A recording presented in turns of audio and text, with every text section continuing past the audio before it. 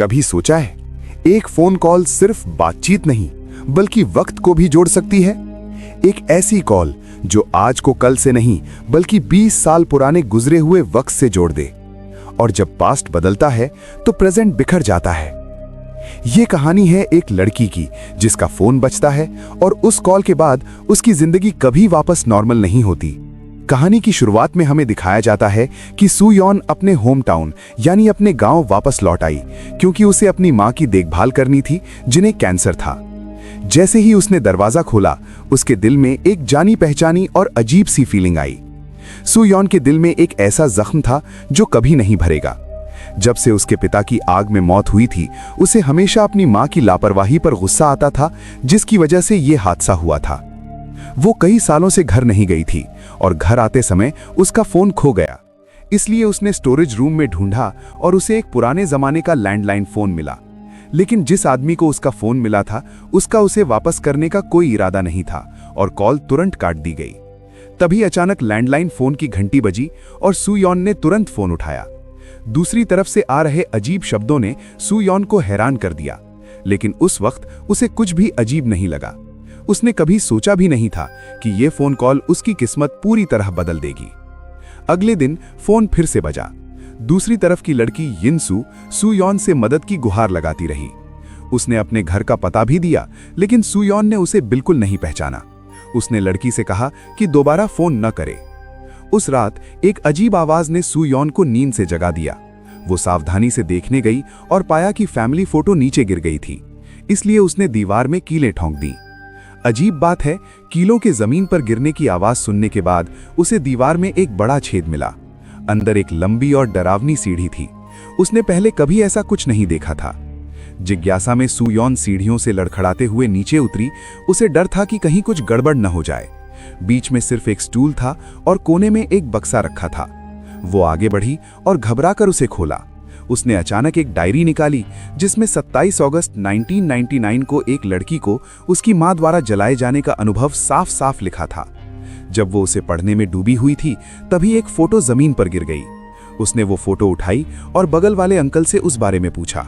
ये देखकर कि सू यॉन बार बार जवाब मांग रही थी, अंकल के पास जानबूझकर सीधा जवाब देने से बचने के अलावा कोई चारा नहीं बचा था। घर लौटने के बाद सू यॉन दीवार के छेद को देखते हुए गहरी सोच में डूबी हुई थी। तभी फिर से वही फोन बजा और दूसरी तरफ से एक खौफनाक चीख आई। ये सब डायरी में लिखी बातों से बिल्कुल मिलता जुलता कैसे हो सकता है? सू यॉन को तुरंत एहसास हुआ कि कुछ तो गड़बड़ है। वहीं दूसरी तरफ यिनसू को उसकी मां जमीन पर रगड़ रही थी। फिर एक मशाल जलाई गई। वो अपनी ही बेटी को जिंदा जलाने की कोशिश कर रही थी। यिनसू ने बहुत ज्यादा विरोध किया और आखिरकार अपनी मां के हाथ से मशाल छीनने में कामयाब हो गई। अजीब बात यह हुई कि सू यॉन के घर के उस छेद से घना धुआं निकलने लगा। वो धीरे धीरे उस छेद के पास गई और एक टॉर्च उठाकर उसके अंदर देखने लगी। अगले दिन वो फोन फिर बजा। सू यॉन ने तुरंत यिनसू से मिली जानकारी चेक की और यिनसू ने भी अपनी डायरी देखी। सच में सब कुछ वैसा ही था जैसा सू यॉन ने बताया था। उसे तुरंत एक बात समझ आ गई।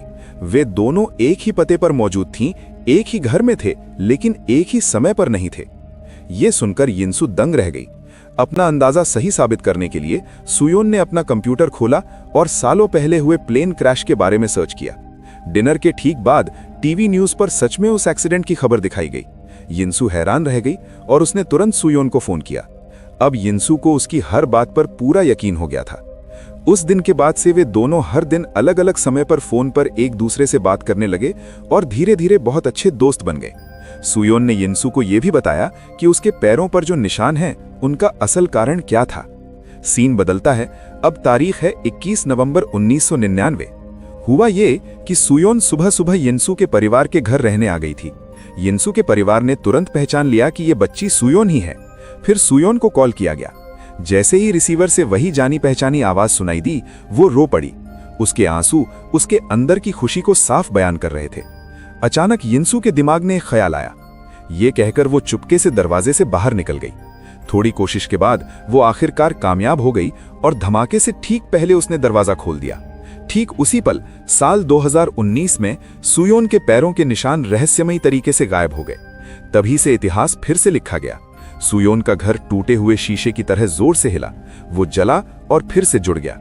पता चला कि अतीत में हुए बदलाव वर्तमान को नया आकार देते हैं। फिर सुयोन बगीचे में गई और उसने फिर से वही जानी पहचानी आवाज सुनी। आखिरकार उसने अपने पिता को देखा, जिन्हें देखने के लिए वो बरसों से तरस रही थी। उसे क्या पता था कि एक ऐसी दोस्ती जो समय और जगह की हदों से परे है, वो अब एक ऐसे रास्ते पर निकल पड़ी है जहां से वापसी का कोई रास्ता नहीं बचा था। इस अनुभव के बाद सुयोन ने यिनसू को अपना जान बचाने वाला मान लिया। कुछ वक्त बात करने के बाद उसे पता चला कि यिनसू की परवरिश बहुत मुश्किलों में हुई थी। वो बचपन से ही अपने परिवार से कट गई थी और उसकी माँ उसे हमेशा एक बुरी किस्मत वाली लड़की समझती थी। उसे हर दिन अपनी माँ का क्रूर बर्ताव झेलना पड़ता था। यिनसू की माँ को लगता था कि उसकी बेटी पर किसी बुरी आत्मा का साया है। एक बार उसने यिनसू का दाहिना हाथ स्टूल पर मजबूती से रखा और एक कोड़ा लेकर उसके शरीर पर जोर जोर से मारने लगी। दर्द से वो चीखने लगी, मगर उसकी बेदर्द माँ नहीं रुकी। यिनसू के शरीर में ऐंठन होने लगी थी। उसकी माँ ने नीचे बैठकर मजबूती से उसकी गर्दन पर वार किया और अजीब से मंत्र पढ़ने लगी। यिनसू अपनी माँ से उसे छोड़ देने की विनती करती रही। तभी उसकी माँ के दिमाग में कई पुराने कत्ल के मामले घूमने लगे। वो सारे कातिल यिनसू के करीबी रिश्तेदार थे।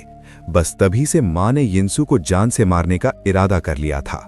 अगले दिन माँ ने दबे पांव बेडरूम का दरवाजा खोला और अपनी बेटी के बिस्तर के पास गई। अपने किए पर बिना किसी पछतावे के उसने एक गहरी सांस ली और बिस्तर पर चाकू से वार किया। मगर वो देखकर चौंक गई कि यिनसू बिस्तर पर नहीं थी। असल में सुयोन ने पहले ही इंटरनेट पर यह पता लगा लिया था कि यिनसू की मां को अपनी बेटी को मारने की कोशिश में जेल हुई थी। सुयोन ने तुरंत यिनसू को फोन पर यह खबर दे दी और वो इस मुसीबत से बच गई। इसी वक्त यिनसू अचानक पर्दे के पीछे से निकल आई। उसे कभी उम्मीद नहीं थी कि उसकी मां उसे इस हद तक तकलीफ देगी। यिनसू ने तुरंत एक फायर एक्सटिंग्विशर उठाया और उसे चला दिया, जिससे चारों तरफ धुआं फैल गया। उसने जमीन से एक बड़ा चाकू उठाया और अपनी मां की तरफ दौड़ी। उसने पूरी ताकत से वो चाकू अपनी मां की छाती में घोंप दिया। यिनसू का पूरा चेहरा खून से लथपथ हो चुका था। सुयोन को लगा कि उसने एक मासूम की जान बचाई है, मगर उसे क्या पता था कि उसने एक राक्षस को जिंदा कर दिया है। पंडोरा का पिटारा अब पूरी तरह से खुल चुका था। इसी बीच एक पड़ोसिन यिनसू के लिए स्ट्रॉबेरीज लेकर आया।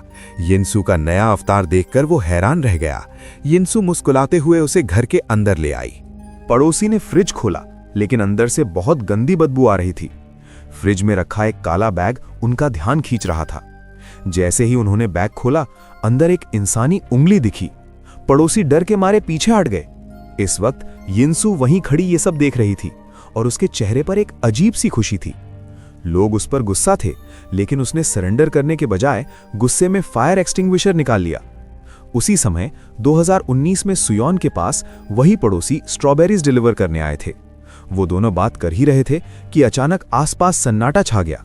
फोन के दूसरी तरफ से मदद के लिए एक हल्की सी पुकार आई, लेकिन सुयोन कुछ साफ सुन नहीं पाई और फोन कट गया। तभी उसने देखा कि उसके कपड़ों पर गिरी स्ट्रॉबेरी के रस की बूंदें रहस्यमय तरीके से गायब हो रही हैं। उसे तुरंत एहसास हुआ कि कुछ तो गलत हुआ है। असल में 1999 में यिनसू ने उस पड़ोसी का कत्ल कर दिया था, जिस वजह से 2019 की टाइमलाइन से वो पड़ोसी हमेशा के लिए गायब हो गए। यहां तक कि सुयोन के पिता को भी वो याद नहीं थे। सुयोन तुरंत उनके स्ट्रॉबेरी फार्म की तरफ भागी, लेकिन वहां उसे सिर्फ पुरानी और टूटी फूटी जमीन मिली।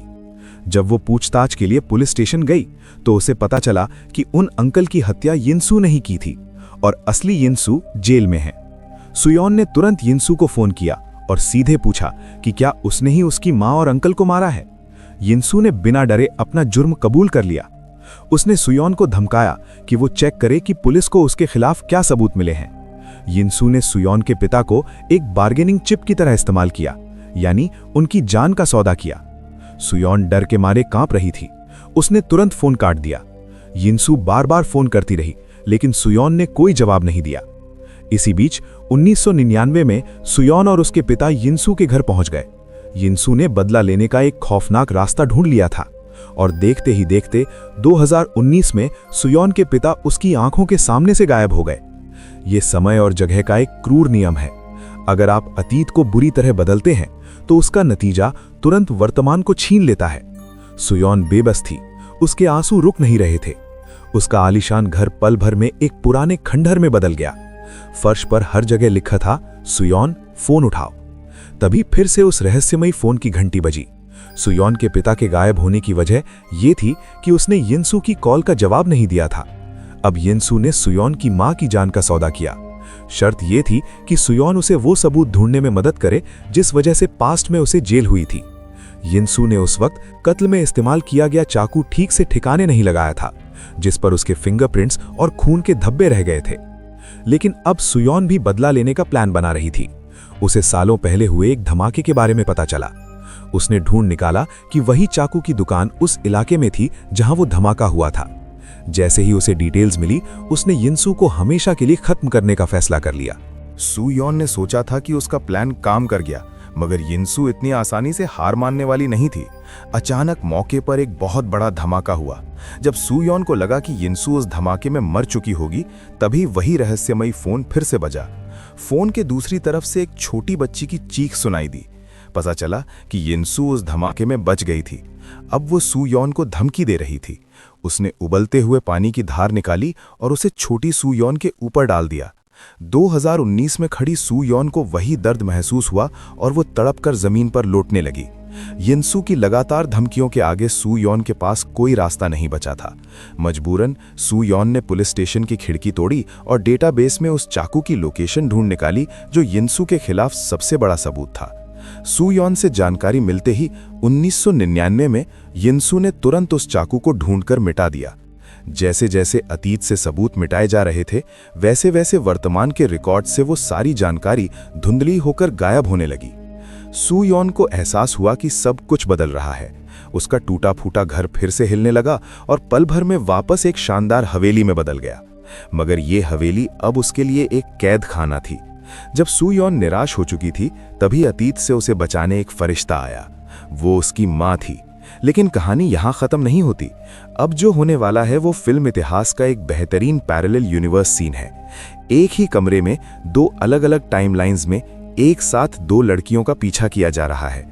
1999 में यिनसू चाकू लेकर मां का पीछा कर रही है और 2019 में वही यिनसू अब बड़ी सुयोन की जान लेने के लिए दौड़ रही है।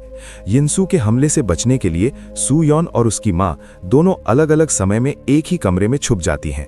तभी 1999 में मां को अपनी बच्ची के रोने की आवाज सुनाई देती है। वो धीरे से दरवाजा खोलती है और देखती है कि उसकी नन्ही बेटी जमीन पर हाथ पांव बंधे तड़प रही है। अपनी बेटी को इस तरह टॉर्चर होते देख मां का दिल फट जाता है। अब ये एक मां और एक राक्षस के बीच की आखिरी लड़ाई है। 1999 की उस खौफनाक रात में सुयोन की मां ने एक बड़ा फैसला लिया। वो दौड़कर बाहर आई और यिनसू को जोर से गले लगा लिया। इस बार उनका इरादा यिनसू के साथ खुद को खत्म करने का था, ताकि उनकी बेटी बच सके। दूसरी तरफ 2019 में यिनसू ने सुयोन पर चाकू से आखिरी वार किया ही था कि तभी पास्ट में सुयोन की मां यिनसू को लेकर ऊंचाई से छलांग लगा देती है। 1 महीने बाद सब कुछ बदल चुका था। जब सुयोन अपने पिता की कब्र पर गई तो उसने देखा उसकी मां उसके सामने जिंदा खड़ी थी। क्योंकि यिनसू की मौत 1999 में ही हो चुकी थी, इसलिए वो 2019 में बुराई करने के लिए मौजूद ही नहीं थी। सुयोन की मां के बलिदान ने इतिहास को फिर से लिख दिया था और अपनी बेटी के लिए दी गई उस कुर्बानी ने उन्हें भी मौत के मुंह से वापस लौटा दिया। स्टोरी यहीं खत्म होती है, लेकिन कई सवाल छोड़ जाती है। धर्म के नाम पर की गई हिंसा दिखाती है कि कैसे लोग कंट्रोल के लिए विश्वास का सहारा लेते हैं। इसके उलट सुयोन और उसकी मां का सच्चा प्यार था, जहां एक दूसरे के लिए जान देने की हिम्मत ही हिंसा के खिलाफ सबसे बड़ी ताकत बन गई। शायद स्टोरी यही बताती है कि सच्ची मुक्ति ना अतीत में होती है, बल्कि भरोसे और सच का सामना करने की हिम्मत में होती है। उम्मीद है आपको ये कहानी पसंद आई होगी। अगली कहानी के साथ फिर मिलेंगे फ्रेम ऑफ डार्क पर।